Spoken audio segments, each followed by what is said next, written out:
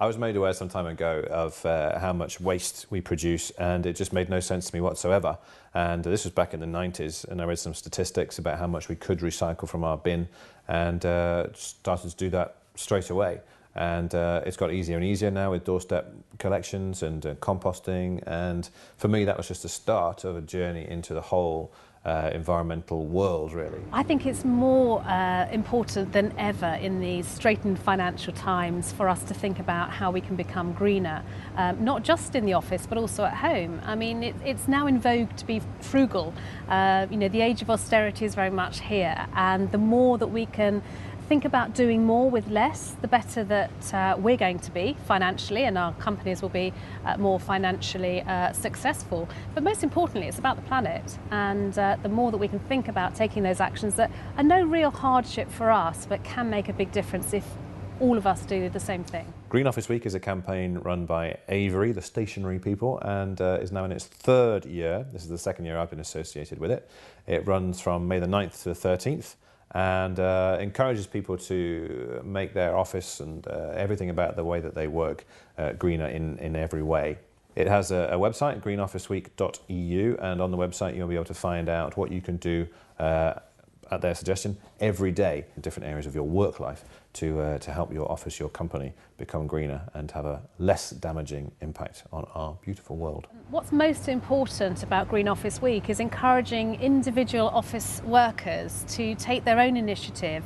They're best placed. They're the ones that are around the equipment or around the offices all day long, and understand what they can do in simple ways to make the workplace a bit greener.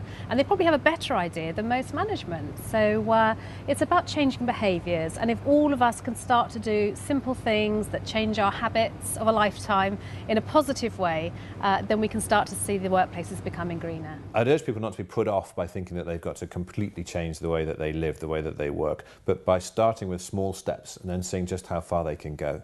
Can you use less paper? Can you print on both sides? Can you switch off your computer overnight without it taking forever to reboot the next day? Yes, I think you probably can. Can you remember to switch off the lights in the offices at work when you leave? Yes.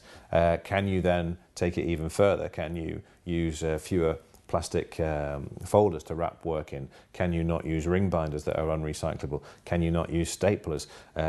What can you get away with not doing? If what's most important to you is about saving money and purchasing less and using less, then think about something like a stationery amnesty. Why not get your staff to open their drawers and their cupboards and see how many staplers they've been hoarding all these months, or how much they've got in real terms in terms of stationery, and looking to pool that together and share it.